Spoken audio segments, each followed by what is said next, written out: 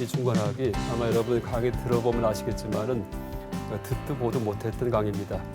이제 쉽게 얘기한다면은 이 중관학은 그 반논리학 이렇게 얘기할 수가 있습니다. 반논리학, 논리학이 아니고 반논리학입니다. 반자는 반대한다 할 때 반자입니다. 그러니까 거꾸로 된 논리다라는 뜻입니다. 이제 이 중관학은 물론 기원이 인도에 있습니다. 인도 물론 이제 불교 내의 한 분야이기도 하고요. 근데 이 중관학에서는 그런 논리적 그 생각의 허구성을 다 폭로합니다. 그래서 우리의 생각이 얼마나 이제 엉터리인지 이걸 다 드러내는 그런 학문이 바로 이 중관학입니다.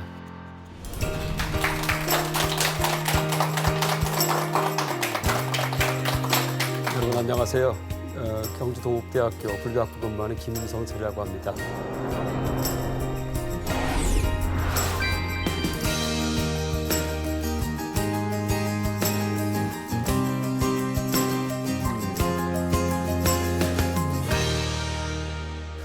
그 청소년을 위한 중관학 지난 시간 이제 첫 번째 강의였고요. 오늘 두 번째 강의 시간입니다.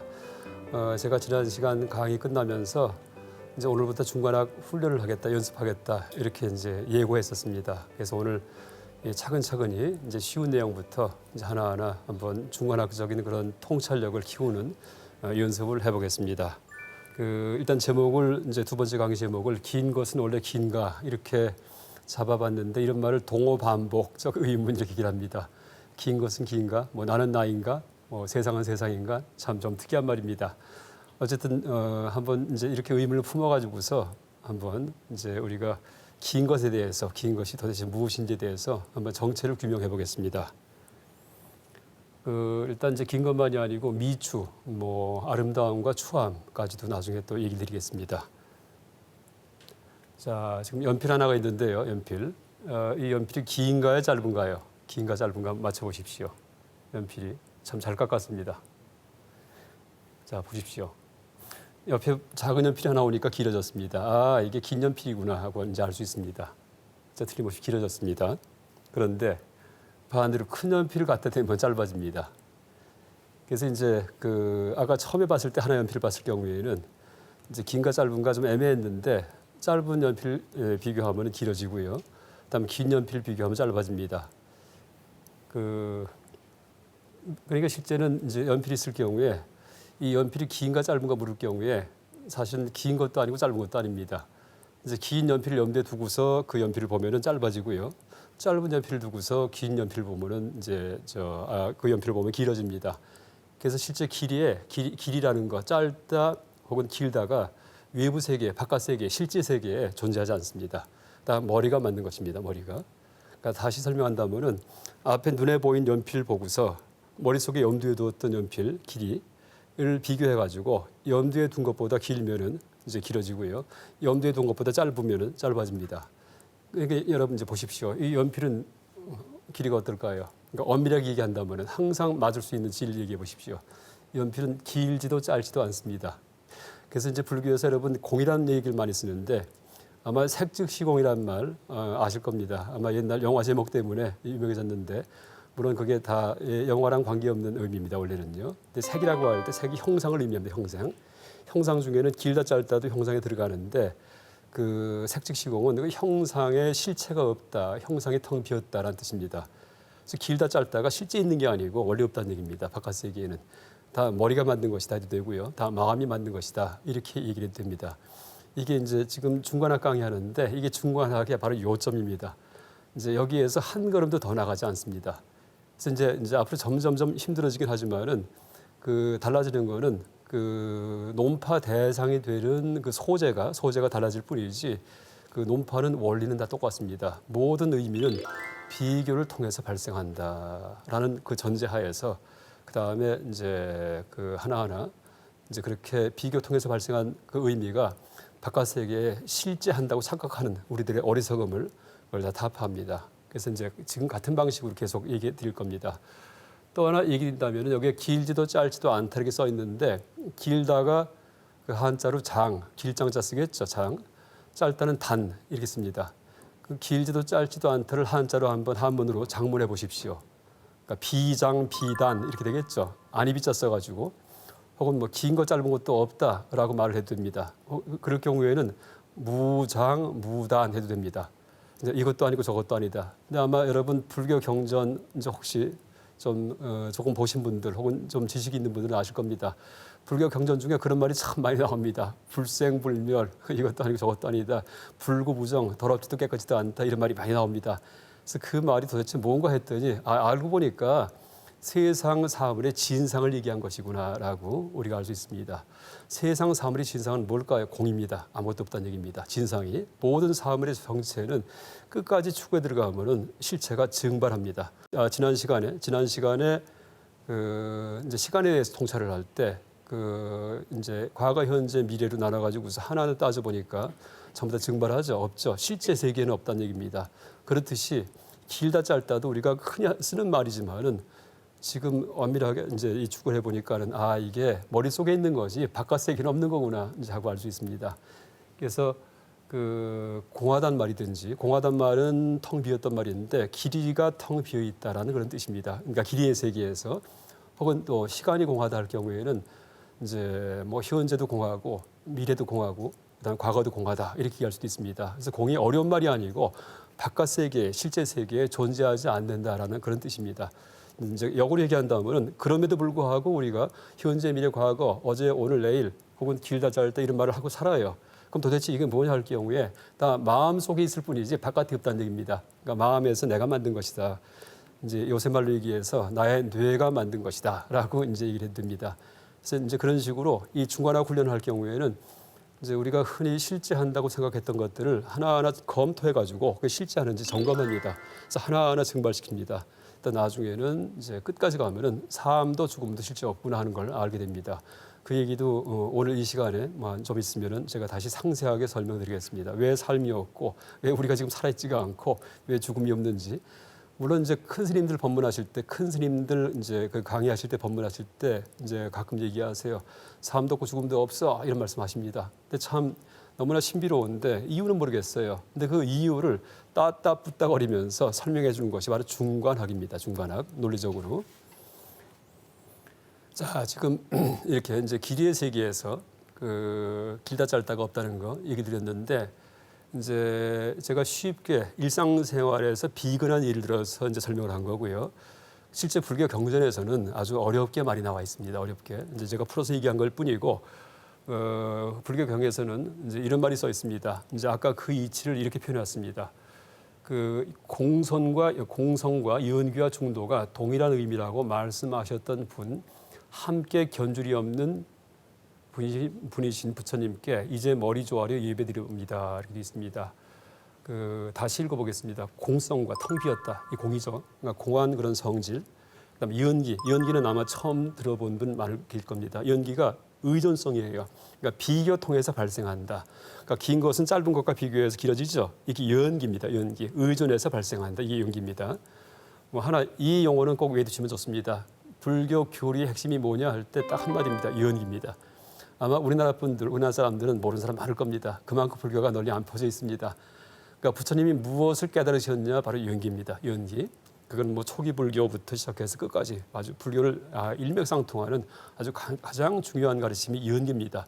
다시 말해 비교를 통해서 모든 것이 발생한다. 의존적으로 발생한다라는 뜻입니다.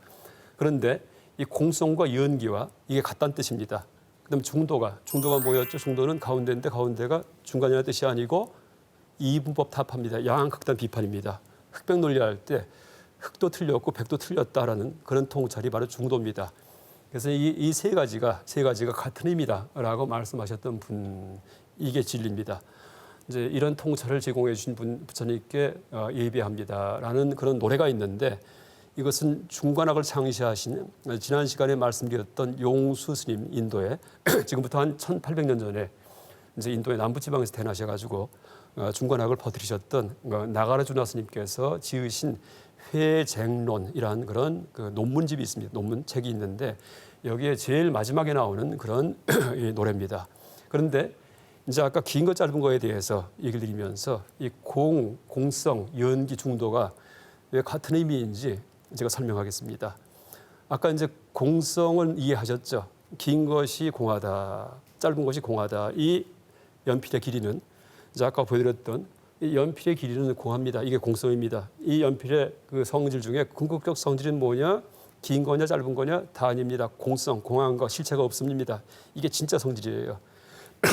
그런데 이 공성은 물론 연필만이 아니고 크기의 세계에서 이제 방의 크기를 우리가 통찰을 할 때 진짜 방의 크기에서 진짜 그 본질이 뭐냐 물어볼 경우에는 공성입니다. 방의 크기에 대해서 추구에 들어가더라도 그 크기의 본질은 공성이 나오고요. 그다음에 길이의 세계를 추구에 들어가더라도 그 본질은 공성이 나옵니다.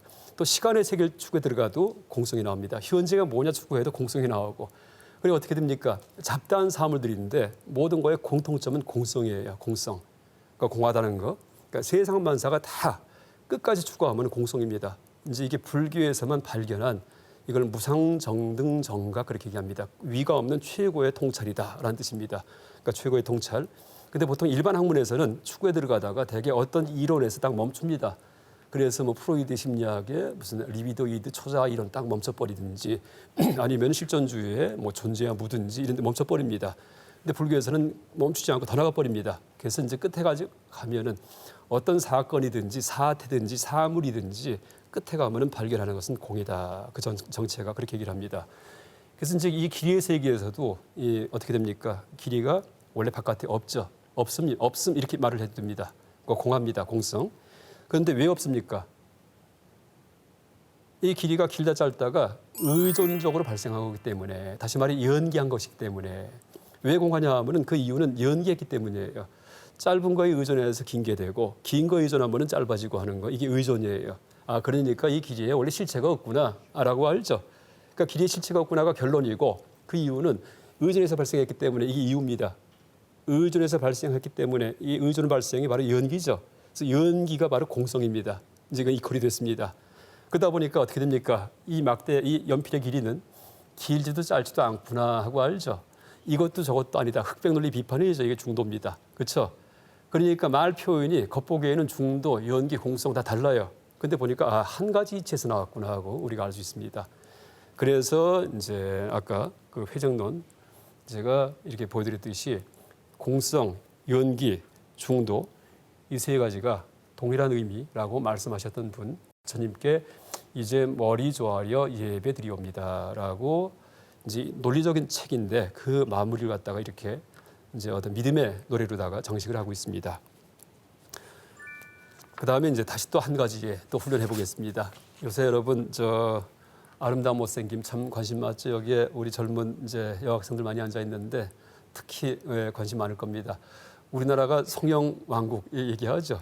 전 세계에서 인구 1인당 성형술 비율이 최고입니다. 세계 최고입니다. 그게 이제 좋을 수도 있고 왜냐하면 한국 사람들 너무 이쁘답니다. 그러니까 외국인들이 서울 시내 거리 다니다 보면은요 가장 예쁜 사람이 많은 곳이 이 서울이다 이렇게 이제 그런 얘기를 들어본 적도 있습니다. 뭐 프랑스 파리도 아니고 뉴욕도 아니고 서울에는 어떻게 이렇게 미인이 많은가 이렇게 합니다. 아마 성형을 했기 때문에 그렇게 될 수도 있습니다. 근데 어쨌든 이제 아름다움을 누구든지 추구합니다. 뭐 남자도 마찬가지. 최근에는 이제 잘생기려고 뭐 코도 높이기도 하고 여러 가지 성형을 합니다. 그런데 엄밀히 본다면은 못생긴가 아름다움도 실체가 없습니다. 또 결론만 얘기한다면은요, 사람의 생김새는 눈이 작든 크든 전부 다 진화의 산물입니다.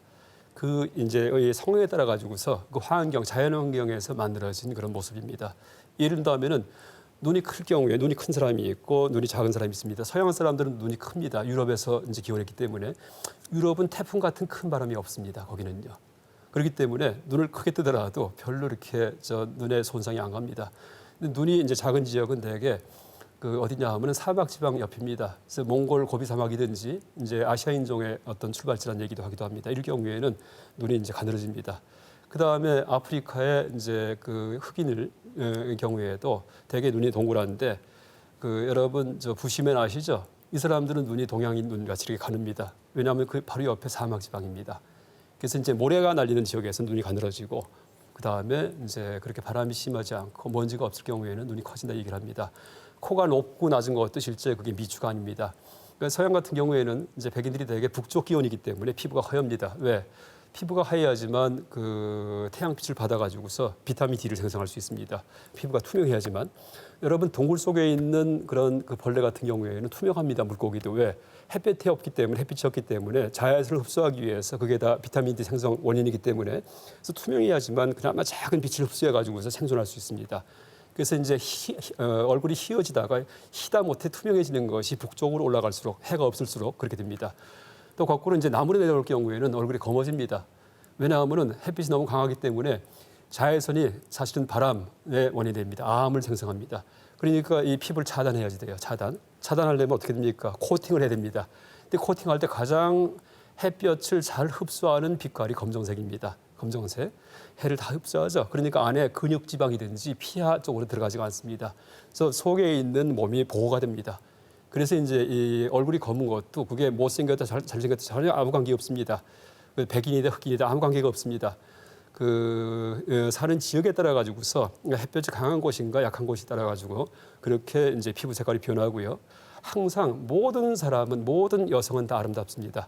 모든 남자는 다 잘생겼습니다. 왜? 그 지역에서 생긴 그런 모습이기 때문에. 그런데 이제 어느 지역의 사람이 힘이 강하냐, 돈이 많으냐, 권력이 많냐 따라 갖고 미의 기준이 바뀝니다. 지금은 서구가 이제 근대 컬럼버스 이후에 서양이 세계를 지배합니다. 컬럼버스 이전까지는 여러분 세계 역사책에 보면은요 어디가 중심이냐 하면은 당나라와 그 다음에 신라, 그 다음에 고려 조선이 중심입니다.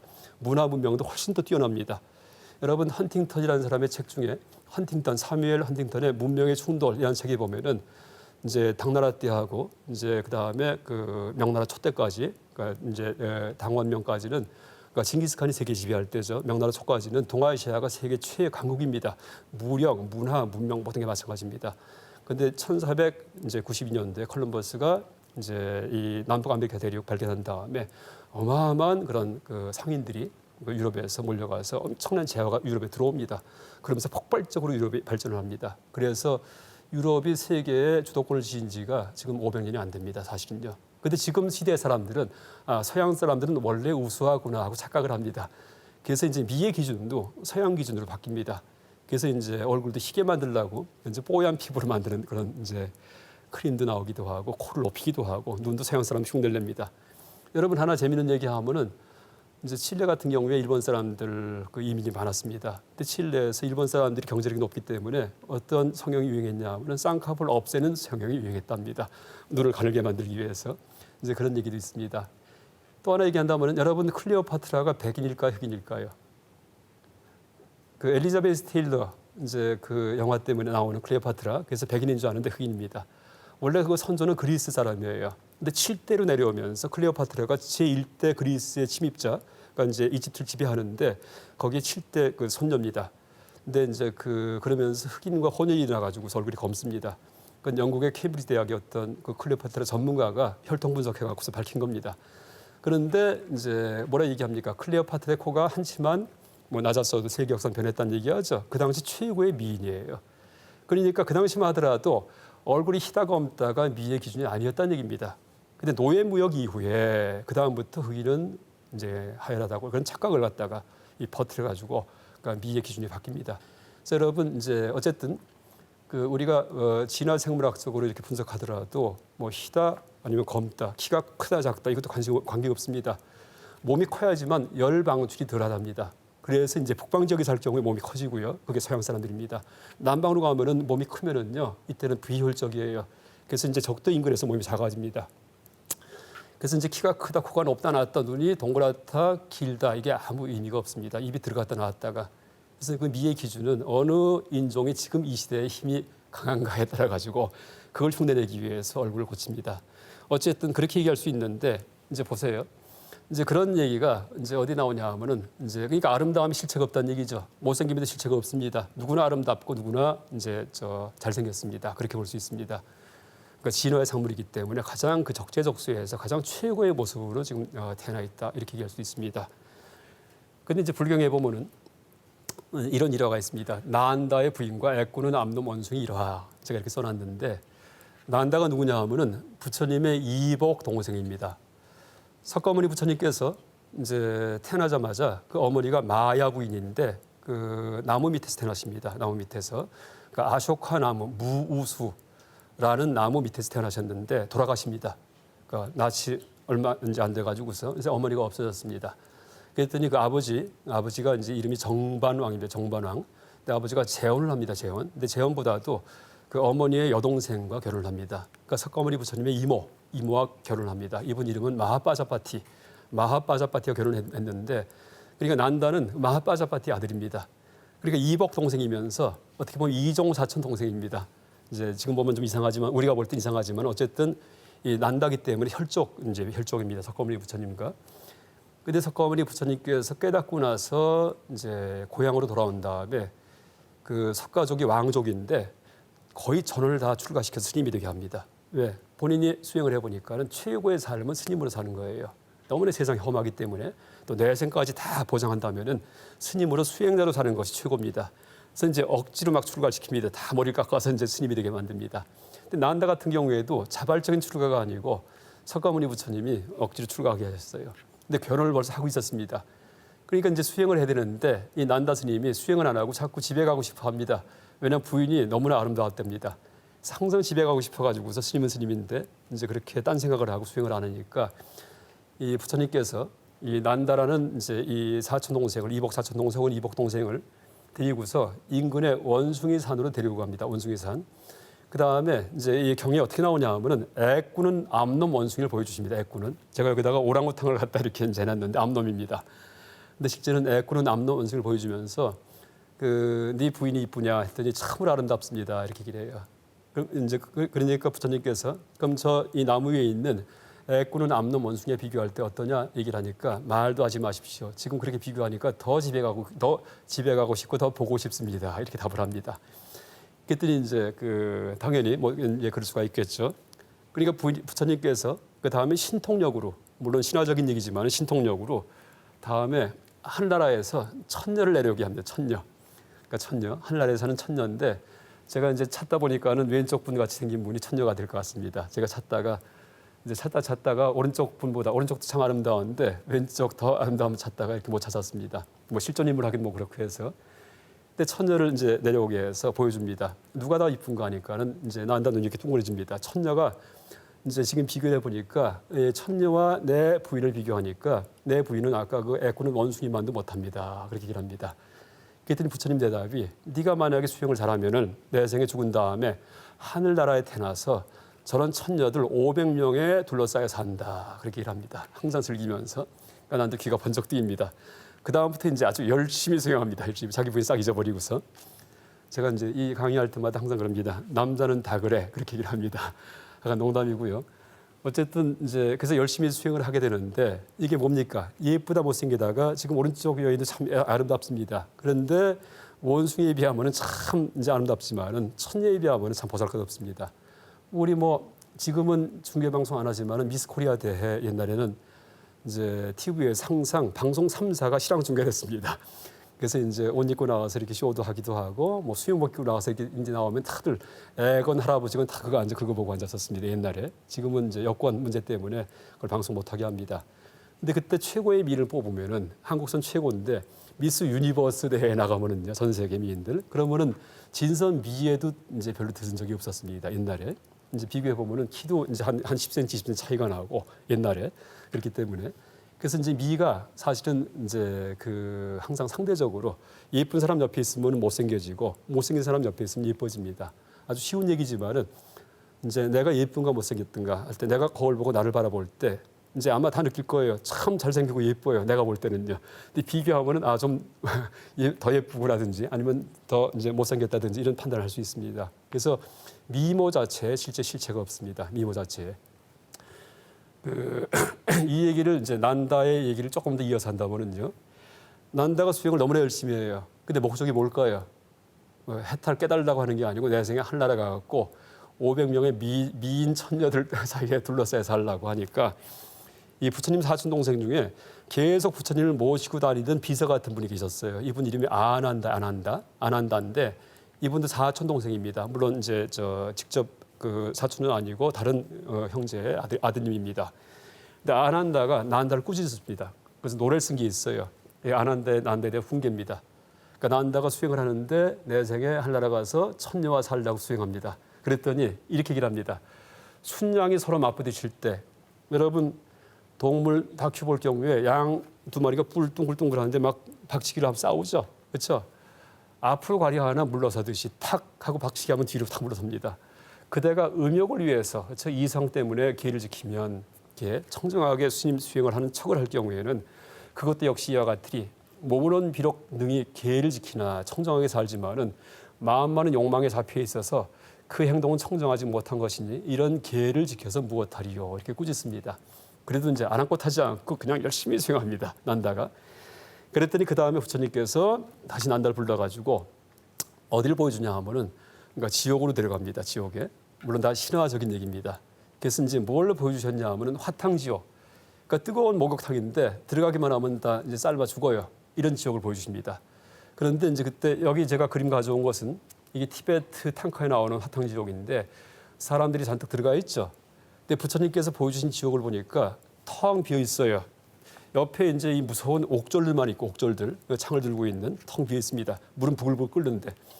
그러니까 나온다가 옥졸한테 물어봅니다. 여기 왜 비어 있냐라고 물어보니까 지금 누군가가 오기로 해 있는데 올 텐데 앞으로 얼마 있다가 기다리고 있습니다라고 얘기를 해요. 근데 그게 누구냐 했더니 부처님 이복 동생 중에 난다라는 사람이 있는데 지금 참 수행을 열심히 해가지고서 요 다음 생에는 한나라 갈 텐데 그래서 천녀한테 살 텐데 그때 그 지었던 복이 수행을 해서 지었던 복의 힘, 복덕이 다 소진되고 나면은 그 다음에 지옥 여기 올 겁니다. 이렇게 얘기를 합니다. 그래서 기다리고 있다. 이 팔팔 끓는 물에 삶을 거라고 이렇게 얘기를 합니다. 그러니까 귀가 번쩍 뜨입니다. 다시 또. 이게 무서워요. 아, 이게 천상의 행복이든지 이게 다 무상하구나. 언젠가 다 사라지고 마는구나. 그러니까 비유한다면은 여러분 열심히 일해가지고서 참 부지런하게 일해서 돈 벌죠. 그 다음에 돈이 많아요. 그걸 탕진하기 시작해요. 그 다음에 막 놀면서 하루아침에 알거지가 되죠. 그럼 다시 빌어먹어야 됩니다. 그게 바로 생명의 세계입니다. 그때 이제 우리는 세계 속에서는 돈을 벌어가지고서 행복해지고 가난해지지만은 생명의 세계에서는 돈이 아니고요. 선업, 착한 일 하는 거 가지고서 그러니까 청정하게 살고 남을 도와주는 거 이게 돈과 같은 겁니다. 그게 쌓이면은 하늘나라에 가고 그다음 그게 탕진되면은 지옥에 떨어집니다. 또 악업을 지으면 더 밑에 떨어집니다. 그래서 이제 이 은행에 저금하고 저금 까먹는 거랑 똑같은 것이 이제 업을 짓고 인과응보에 과보를 받는 그런 이치와 똑같이 그렇게 적용할 수 있습니다. 그래서 이제 이 지옥을 보여주니까 난다가 이제 기겁을 하죠. 아, 하늘나라 가봤자 한 100년, 1000년 살다가 또 떨어지는구나. 결국은 지옥에. 그럼 뭐가 좋을까? 아, 그럼 하늘나라도 가지 말고 지옥도 가지 말자. 그게 뭘까요? 해탈 열반하자 이렇게 됩니다. 완전히 생명의 세계에서 벗어나자. 그래서 올라갔다 내려갔다 하는 이런 시스템이 아니고 완전히 벗어나는 겁니다. 이게 열반이고 불교에서 추구하는 깨달음이다라고 얘기를 합니다. 불교에서 깨달았다고 할 경우에 뭐 놀고 먹는 데 가는 거 절대 아니에요. 아예 태어나지 않는 겁니다. 생명의 세계에. 그래서 이제 불행하지도 않지만은 아주 짜릿한 행복이 이것도 없어요. 아주 항상 살아있을 때는 해탈하면은 마음이 편안하고 죽은 다음에 해탈하면은 사라집니다. 그러니까 이 열반이다라고 얘기를 합니다. 그래서 열심히 수행을 해가지고 다시는 태어나지 않기 위해서 수행을 하는 바른 길에 들었다라고 그렇게 얘기를 합니다. 열반을 위해서. 그래서 이제 지금 그 두 가지 예만 들었습니다. 물론 세 가지죠. 그러니까 긴 거, 짧은 거, 그 다음에 큰 방, 작은 방, 그 다음에 아름다운 거, 못생김을 들어가지고 실체가 없다는 얘기를 드렸는데 이제 보니까 이해가 되잖아요. 이제 이런 얘기를 쭉 드렸는데 그 이를 되면 뭐 끝이 없습니다. 머리가 좋다, 나쁘다 이런 얘기를 또 우리가 많이 합니다. 어떤 어린애가 있을 때 참 머리가 좋다고 어릴 때부터 아주 천재라고 소문난 그런 애들이 있을 수 있습니다.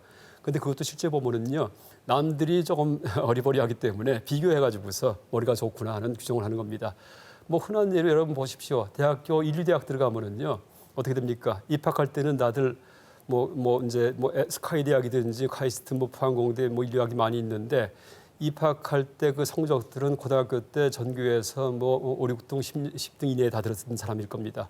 근데 대학 입학하고 나니까 어떻게 됩니까? 그 꼴등도 합니다. 틀림없이 서열을 매기기 때문에. 그래서 이제 그 이런 경험 처음이야 하면서 어떻게 보면 남보다 더 큰 이제 불행감을 느낄 수도 있습니다. 왜 그 단련이 안 됐기 때문에 이제 초등학교 때부터 12년간을 수제 소리 듣다가 대학교 들어와서 충격을 받습니다. 그래서 여러분 이제 흔히들 하는 얘기지만은 그러니까 인류 대학에 다니는 사람들 자살률이 높다는 얘기를 많이 합니다. 이제 그게 꼭 그 머리가 좋아서 자살한다가 아니고 그렇게 이제 대우받다가 그 바닥으로 추락했다는 그런 착각을 하기 때문에 실제는 인류 대학은 바닥으로 추락해봤자 또 인류는 인류입니다. 근데 이제 그렇게 상대 비교를 통해 가지고서 이제 내가 참 그 못났구나 하는 그런 그 자괴감에 빠져가지고 이제 삶이 힘들어질 수도 있습니다. 근데 거꾸로 이제 머리가 또 아무리 나빠서 그 초등학교 때부터 항상 구박만 받고 전교 꼴등만 합니다. 그런 사람도 있을 수가 있습니다. 있는데 이 친구가 집에 오면은 기가 핍니다. 왜냐하면 집에 강아지 한 마리가 있는데 집에만 오면은 강아지 부른 다음에 훈련시킵니다. 앉아, 일어서 발내놔, 손내놔 하면은요 강아지가 겨우겨우 따라합니다. 이 바보 같은 놈 하고 때리기도 하고. 그래서 실제 누가 머리가 좋다 나쁘다는 것도 비교를 통해서 발생하는 거지 원래 답이 없습니다. 그래서 이제 바깥 세계에 실제 우수한 사람도 없고 그 실제 이제 하열한 사람도 없습니다. 그래서 제가 학생들 일반 학교에서 강의할 때는 여러분 학점 좋은 사람들은 본인이 잘나서가 아니고 남들이 학점 시험을 못 봤기 때문에 이제 좋은 거니까 장학금 받으면은 써야 됩니다. 이렇게 얘기를 합니다. 고맙다고. 나보다 공부 못한 사람한테 보답을 해야 된다. 그렇게 얘기를 합니다. 그래서 그게 근데 이제 그걸 착각할 경우에 나는 뭐 원래 잘났구나 하는 이제 그런 착각을 합니다. 그게 실체가 있다는 사고 방식입니다. 그래서 항상 사람이 어느 상황 속에서 그러니까 비교를 통해서 내가 좀 우위를 점하더라도 겸손해지고 그러니까 이 이치를 알 경우에 그러니까 모든 것이 비교를 통해서 발생한다라는 이치를 알 경우에 다시 말해 중간학적인 조망, 연기 공중도의 조망을 알 경우에는 내가 잘났어도 겸손할 수가 있습니다. 왜 이게 항상 남에 의존해서 내가 잘난 거지 내가 원래 잘난 게 아니구나 하고 알기 때문에 또 내가 못났어도 절대 열등감에 빠지지 않습니다. 이것도 주변에 지금 이제 여러 가지 이제 그렇게 튀는 사람이 많기 때문에 그러니까 상대 비교를 통해서 이제 이런 것이 이제 내가 절대적으로 못난 건 아니구나라고 그렇게 알 수도 있습니다. 그래서 머리 좋음과 나쁨도 역시 실체가 없습니다. 또 부유함과 가난함에도 또 역시 실체가 없습니다. 물론 이제 가난함도 절대 빈곤 같은 경우에는 그건 문제가 됩니다. 그러니까 아예 밥을 못 먹어요. 아예 돈이 한 푼도 없어요. 그래서 굶어요 며칠을. 이거는 문제가 됩니다. 그런데 지금 우리 사회에서 빈부 차이가 심하다는 얘기를 하는데 아마 절대 빈곤은 거의 없을 겁니다. 그러니까 밥을 못 먹을 경우에는 여러 가지 종교 시설에서 무료로 제공해 주는 데 많이 있습니다. 그러니까 지금부터 한 4, 50년 전만 하더라도 그런 종교 시설조차 없었습니다. 근데 실제 굶어 죽었습니다. 또 실제 지금부터 한 7, 80년, 100년 전만 하더라도 춘공기라고 있어가지고 춘공기 봄이 되면은 이제 이 비축했던 식량이 다 떨어집니다. 그러면은 이제 나중에 모내기 할 때 쓸 그런 종자벼만 남겨놓고 그다음 먹을 게 없어요. 근데 이걸 써버리면은 이제 올 가을이 다 엉망이 되기 때문에 그래서 산에 들어가서 칡을 캐서 먹기도 하고 여러 가지 그렇게 이제 힘들게 삽니다.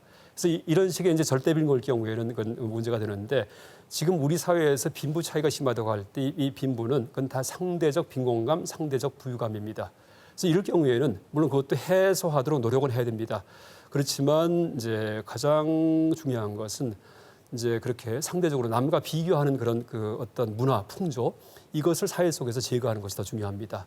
그래서 누구든지 비교하지 않은 삶을 살 수 있게끔 그렇게 우리가 사회를 이끌 경우에 누구든지 세 끼 밥만 먹으면 당당할 수 있고 그 다음에 비피할 집만 있으면 전혀 남에게 이제 꿀리지 않고 또 내가 아무리 부자라도 어떻게 돼요? 내가 재산이 몇백억이 있습니다. 근데 밥을 갖다가 이제 세 끼 밥을 남과 다르게 먹나요? 똑같습니다.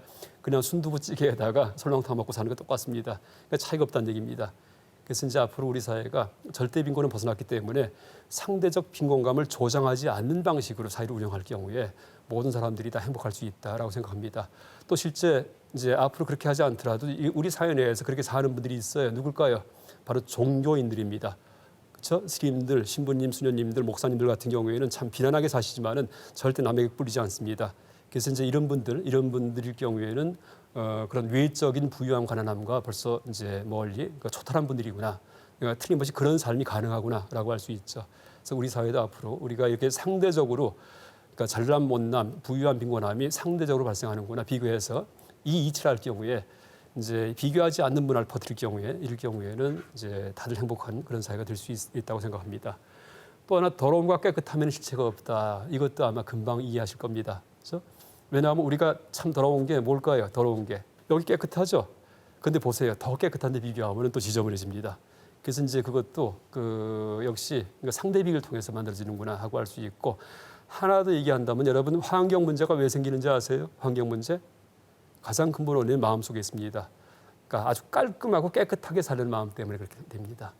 그래서 전 같으면은 그러니까 이제 이 배설물도 사람의 배설물도 버리지 않았습니다. 배설물을 밭에 뿌렸어요. 그래서 그게 나중에 농작물을 키워가지고 다시 내 입에 들어옵니다. 그래서 판소리 중에 가사 중에 어떤 게 있냐면은 밥이 똥이 되고 똥이 밥이 된다 이런 말이 있습니다. 그런 판소리가 있어요. 그게 우리의 삶의 순환하는 삶입니다. 순환, 재활용. 그 다음에 쓰레기가 없습니다. 그래서 항상 계엄이 깨끗합니다. 그런데 지금은 어떻게 돼요? 문명이 잘못돼가지고서 깨끗한 건 원래 실체가 있다. 더러운 건 더러운 거야 해가지고 변을 전부 다 어떻게 됩니까? 다 수세식 화장실에서 다 보내버립니다. 근데 보내면 그게 그냥 가나요? 아니죠. 언젠가 강으로 갔다 바다로 갔다 다시 또 내 입에 들어옵니다. 왜? 세상이 순환하기 때문에. 그래서 환경 문제는 통제 가능한 순환하면은 순환이 있을 경우에는 환경 문제가 없습니다. 통제 불가능한 이제 순환일 때문에 환경 문제가 발생합니다. 그래서 이제 그 실제 통제 가능하게 하려면은 쓰레기와 함께 사는 세상, 배설물과 함께 사는 세상을 만들어야 됩니다. 지금도 유럽 같은 경우, 덴마크 같은 경우에는 그 가축의 배설물을 실제 밭에 다 뿌립니다. 그래서 덴마크 어디 공항에 내렸는데 변 냄새가 진동한다는 얘기를 합니다. 그래서 이제 유럽 중심으로 지금 그런 그 이제 지속 가능한 사회, 서스테인드 소사이어티를 갖다가 유지하기 위해서 이제 그런 그 더러움과 같이 사는 세상을 노력합니다. 그래서 여러분 이 사회의 갖가지 문제도 실제 근본 원인은 우리 마음에 있습니다. 그래서 마음을 잘 정화할 경우에 뭐 오늘 강의 얘기한다면은 그러니까 중관학 강의를 잘 들어가고 체득해가지고 깨끗함과 더러움에 대한 집착에서 벗어날 경우에 이럴 경우에는 항상 우리의 삶을 어떻게 하면은 더 지속 가능하게 만들 수 있을까라는 그런 행정 제도도 우리가 고안할 수 있고 그렇게 우리 삶을 꾸려갈 수 있습니다. 그다음에 이제 드디어 이제 제가 강의 초에 얘기했던 삶과 죽음의 실체가 없다에 대해서 한번 설명해 보겠습니다. 그러니까 긴 거 짧은 거 실체가 없어요. 긴 거 짧은 거 알죠? 큰 방 작은 방 아름다움 추함도. 근데 보십시오. 자 이제 우리가 그 지금 살아 있죠. 살아 있습니다. 근데 왜 살아 있을까요? 왜 살아 있다고 생각을 할까요? 죽지 않았으니까 이렇게 됩니다. 죽지 않았으니까 아주 간단합니다. 또 우리가 이제 언젠가 죽겠죠. 왜 죽을까요? 왜? 죽음이 왜 있을까요? 석가모니 부처님께서 출가하신 그러니까 수행자가 되신 동기가 죽음의 문제 해결하기 위해서 출가하셨는데 그걸 드디어 깨달으십니다. 알아요. 왜 죽음이 있는지. 뭘까요? 왜 죽음이 있을까요? 간단합니다. 살아있기 때문에 이렇게 됩니다. 그렇죠? 살아있으니까 죽음이 있어요. 그렇죠? 근데 보세요. 이제 나는 살아있고 언제가 죽을 것이다. 나는 없었는데 지금 태어났다. 살아있다. 이렇게 생각하는데 생각 속에서는 내가 태어나기 전에 없었어요. 생각 속에서. 생각해 보십시오. 태어나기 전에 기억나는 분 계세요? 안 계시죠? 없었어요. 죽은 다음에 없어질 거예요. 죽은 다음에 누가 돌아온 적 있어요? 없죠? 한 번도 없어요. 그러니까 솔직히 그냥 그대로 보자는 얘기예요. 태어나기 전에는 내가 없었고 죽은 다음에 없어질 거예요. 그건 지금 있죠. 그러니까 이제 태어나기 전과 죽음 후에 무에 비교해서 지금은 있다, 유다라고 한자 유자입니다. 유자. 그렇게 생각하는데 생각은 그렇게 할 수가 있습니다, 우리가. 근데 체험을 한번 보세요. 체험을 갖다가 내가 태어나기 전에 없었던 걸 체험한 적이 있어요? 할 수 없죠. 죽은 다음에 없어진 다음에 체험할 수가 있어요? 죽음 후에 무를 체험할 수 있어요? 없죠. 그럼 지금도 유를 체험하는 게 아니라는 얘기예요. 물을 체험해야지만 체험의 차원에서 이건 유의 체험인데 물을 체험한 적이 없고 체험할 수가 없기 때문에 이것도 유의 체험이 아닙니다. 그러니까 지금 이 순간에 여러분 살아있다 것도 없다는 얘기예요. 살아있다 것도요. 그러니까 살았다 이런 말은 못 붙인다는 얘기입니다. 그러니까 실제에 대해서 생각은 할 수 있지만은 생각은 그래서 이제 그 삶과 죽음이 실체가 없다라는 뜻입니다.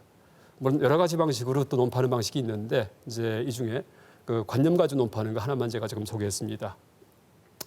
그러니까 어떻게 됩니까?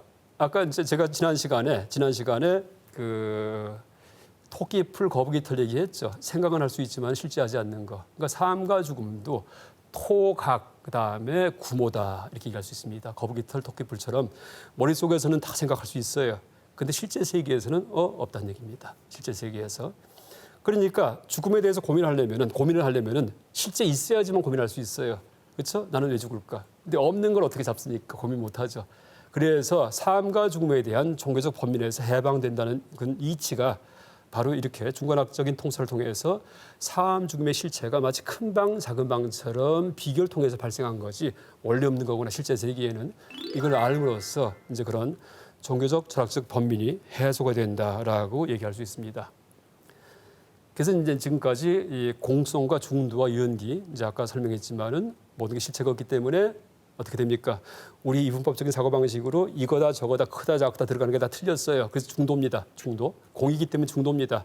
근데 모든 게 다 이제 의미가 발생할 때는 다 비교를 통해서 발생하기 때문에 연기입니다. 의존해서 발생하기 때문에 큰 방에 의존해서 작은 방이 생기고 하기 때문에 그러니까 공, 연기, 중도가 다 이제 세상 만사가 발생했다가 사라지는, 발생했다가 본질로 돌아가는 그런 이치인데 이 이치를 알 경우에는 우리가 그 절대적 삶을 살 수 있습니다. 가장 행복한 삶을 살 수 있습니다. 이제 그 이치에 대해서 그 방식에 대해서 설명드리겠습니다. 자, 일단 문제를 내보겠습니다. 여러분, 이 세상에 뭘로 구성되어 있나요? 세상 만사가. 이 세상 보니까 온 우주가 뭘로 되어 있을까요? 하늘이 있고 땅이 있고 사람이 살고 있고 뭐 바닷물도 있고. 이게 일반 사람들한테 물어볼 경우에는 그렇게 얘기를 합니다. 그러니까 세상 전체가 도대체 뭐로 되어 있느냐 물어볼 경우에는 하늘, 땅, 사람, 그다음에 뭐 바다 이렇게 얘기를 합니다. 그렇죠? 이게 이제 일반적인 사고 방식인데 그 부처님께서는 그 일체 세상 만사가 어떻게 이루어져 있습니까? 할 때 이렇게 답을 안 하십니다. 이렇게 답을 하십니다. 세상 만사는 눈, 귀, 코, 혀, 몸, 뜻 6가지 지각기관과 그러니까 눈의 대상, 색, 성향, 미촉법, 형색, 소리, 냄새, 미감, 촉감, 생각 6가지 지각 대상을 이루어져 있다 이렇게 합니다. 그러니까 눈이 여기 있죠. 눈과 눈에 보이는 대상, 귀와 들리는 소리, 그다음에 안이 비, 코와 냄새의 세계, 그다음에 혀와 맛의 세계, 몸과 감촉의 세계, 그다음에 생각과 생각의 내용의 세계 이렇게 됩니다. 이 6가지예요. 이게 뭘까요? 하늘, 땅, 인간, 바다가 있는 게 아니고 6가지 지각기관과 6가지 지각 대상으로 세상이 이루어져 있다 이렇게 합니다. 이게 무슨 얘기냐 하면은 세상을 바라볼 때 객관적으로 객관화시켜 갖고서 마치 바깥에서 세상 보듯이 얘기하는 게 아니고 나한테 보이는 세상을 얘기하는 거란 얘기예요. 이게 불교의 특징입니다. 모든 것을 주관적 그런 시점에서 해석을 합니다. 그래서 이제 주관객관에 대해서 제가 여기 이렇게 써놨는데 이게 똑같은 자동차입니다. 그러니까 같은 자동차예요. 근데 모양이 2가지가 있어요. 똑같은 자동차인데 모양이 2가지가 있습니다. 위에 것은 바깥에서 본 모양이고 아래 그림은 안에서 이제 찍은 사진입니다. 똑같은 차인데. 근데 이게 다른 차가 아니에요. 근데 바깥에서 본 것은 뭐예요? 객관적으로 본 거예요. 바깥에서 남이 보듯이 본 겁니다. 안에서 본 건 뭐예요? 주관적으로 내가 이제 바라본 겁니다. 여러분이 세상을 볼 때도 어떻게 돼요? 내가 마치 그 그릇 속에 과일이 들어있듯이 세상을 살아간다고 생각하는 거, 아니면 나를 거울에 비춰보는 거, 이건 다 객관적으로 보는 거예요. 근데 그게 아니고 이렇게 바라볼 때 뭐가 보입니까? 여러분 코 보이죠? 코. 이 손 보이죠? 이렇게 바라보는 거. 이게 주관적으로 보는 겁니다. 그러니까 나를 생각할 때 시점이 2가지가 있다는 얘기예요. 객관과 주관이 있다는 얘기입니다. 근데 객관으로 살아갈 때 불행이 시작됩니다. 주관으로 살아갈 때 편안해집니다.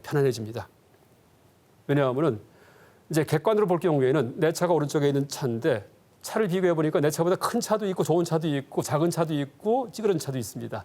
그러니까 우월감과 열등감이 이제 생긴다는 얘기예요. 객관으로 나를 대상화시켰을 경우에는 남과 비교하기 때문에. 그렇죠? 그런데 내 차를 실제 내가 운전할 때 바깥에서 운전해요? 아니죠. 안에서 운전합니다. 실제 내 차는 이렇게 타고 당깁니다. 이럴 경우에는 어떻게 돼요? 비교 대상이 없어요. 운전 핸들도 하나밖에 없고 그다음에 백밀러도 하나밖에 없고 기아도 하나밖에 없고 내비게이션 하나밖에 없습니다. 하나하나가 다 절대적 체험이에요. 비교 불가능합니다. 그렇죠? 유일무이합니다. 절대적입니다. 그러니까 세상 살아갈 경우에 이렇게 살란 얘기예요. 그러니까 중간학생 가르치는 교훈입니다.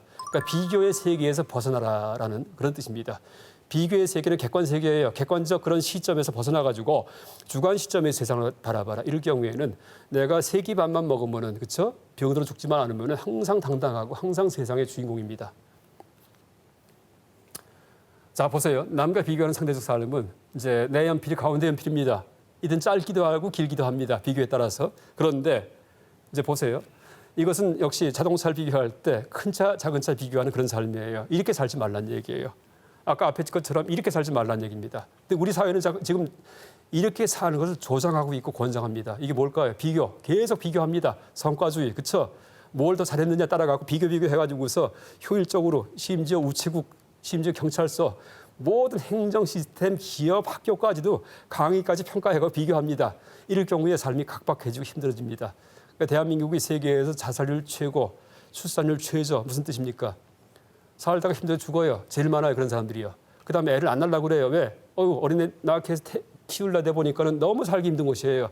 세상에서 가장 살기 힘든 곳이 됐다는 얘기예요. 그러니까 삼천이 금수강산인데 왜 그럴까요? 너무나 전 나라의 행정, 제도, 교육 모든 곳에 지금 침투해 있는 그런 비교의 문화입니다. 비교의 문화.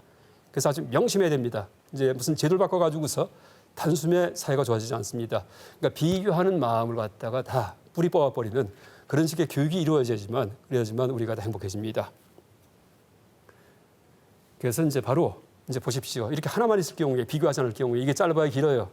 그냥 연필일 뿐입니다. 그때는 길다 짧다 생각 없어요. 그냥 쓰기만 하면 됩니다. 내가요. 그렇죠? 근데 쓸 생각은 안 하고 내 연필이 긴가 짧은가 이 생각만 하고 삽니다. 이제 보십시오. 이렇게 살 경우에 내가 마치 핸들 잡고 운전하듯이 세상을 바라보고 살 경우에 이때는 열등감도 없고 그다음에 우월감도 없습니다. 오직 핸들 잘 돌려가지고서 내 목적지로 천천히 잘 가는 걸 뿐입니다. 그래서 모든 사람이 이렇게 살아갈 경우에 그때는 이제 세 끼 밥만 먹으면은 그다음에 비 피할 짐만 있으면은 추위를 피할 짐만 있으면은 그다음부터는 이제 갈등하지 않고 다 당당하고 누구나 존중하고 이렇게 살 수 있습니다. 물론 단 전제는 어떻게 돼요? 금력과 권력에 의해서 사법권이 침탈당하지 않아야 됩니다. 그렇죠? 뭐 지금 잘 되고 있습니다. 지금 이제 요새 세상은 뭐 아무리 지위가 높고 금력이 있더라도 이제 법을 어길 경우에는 이제 가차없이 처벌을 하잖아요. 그래서 이런 식의 그런 어떤 사회의 어떤 운영이 지속되면서 그다음에 비교하지 않는 그런 식의 문화가 퍼질 경우에 그런 식의 삶으로 개혁이 일어날 경우에 이럴 경우에 누구나 행복한 세상이 된다 이렇게 아주 확신을 할 수 있습니다. 그래서 이제 제가 이제 이번에 그 긴 것 짧은 것 얘기를 시작하면서 이제 그냥 관념으로 끝나는 게 아니고 이 중관학이 우리 삶 속에 적용될 수 있는 학문이기 때문에 말을 만들어봤습니다. 그러니까 운전자 관점으로 살아가기 이렇게 말을 만들어봤습니다. 그래서 마치 핸들 잡고서 운전하듯이 살 경우에 그 바로 중관학에서 얘기하는 이제 비교를 치워버리는 그런 절대적 삶이 되고, 그다음 남과 비교하지 않은 삶이고 열등감, 우월감도 없고 세상의 중심이고 누구든지 주인공이 돼서 살아갑니다. 그러니까 누굴 닮으려고 하고 흉내내지 않고 어떤 모습을 흉내내려고 얼굴 고치지도 않는 이제 그런 삶이 됩니다. 그래서 또 실제 이게 가능한 게 청정한 스님들, 청정한 신부 수녀님들, 목사님들 이런 분들의 삶이 이제 그런 삶입니다. 그래서 이 중관학의 교훈으로 이제 마지막으로 우리의 삶에서 비교하지 않는 삶을 한번 제시해 봅니다. 여기까지 강의 마치겠습니다. 감사합니다.